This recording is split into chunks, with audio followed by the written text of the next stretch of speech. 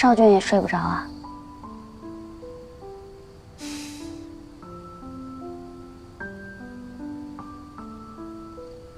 明天对上林七，肯定是场硬仗。只要别太疼就行。还是要吃点苦头的。会出人命吗？你是三公主，林七就算想为难你，他也不敢太过分。只要你将我教的诀窍记在脑子里，还是有赢的可能的。但是，你这么怕疼，也可以不参加中试。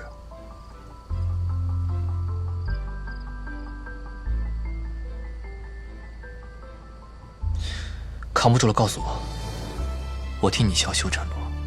那怎么行？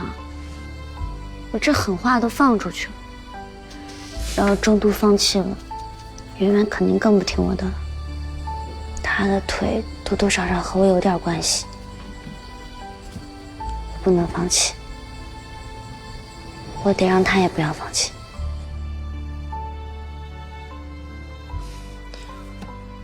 在我们玄虎城有个习俗，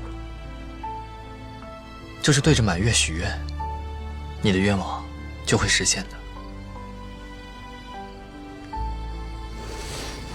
这么多人对着月亮许愿，能听见我的吗？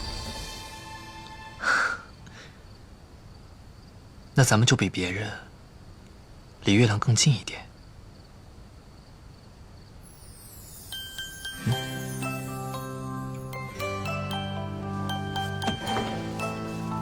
来，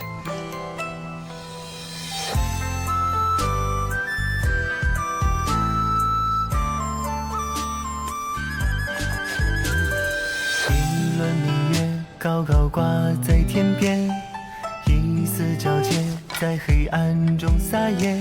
你可爱的容颜偷走我的视线，寂寞都在。我们比别人离月亮更近一步，月亮就最先听到你的愿望。不行，我恐高，我有我在，不会让你摔下去的。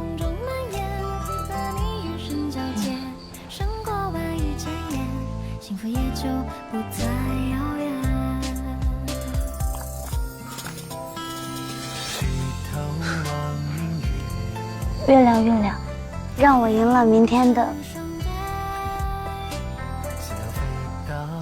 明天。不如你对着我许愿吧。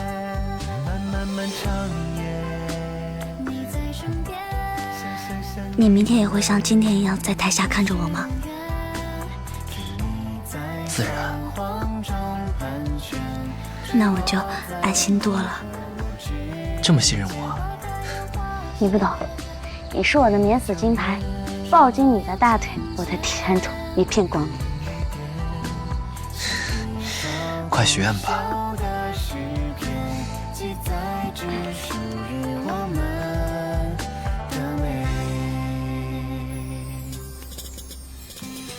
希望秦千明日能毫发无伤。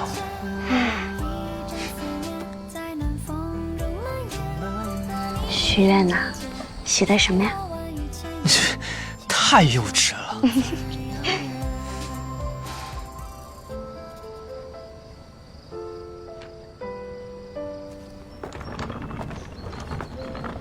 郡主，听说三公主她昨天一路过关斩将，非常神勇，赢得了中试的资格，今天就要对上林家七小姐了。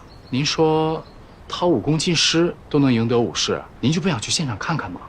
她一定使了什么鬼主意，现场热闹得很。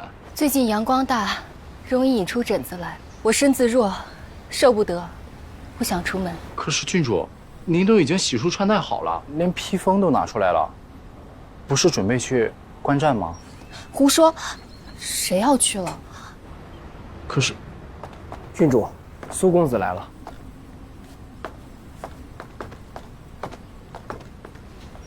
小人苏木，见过大郡主。你怎么来了？这三公主怕您不去观战，白费了一番好意，让小人特意来劝劝您。子年，推我去书房，我要读医书。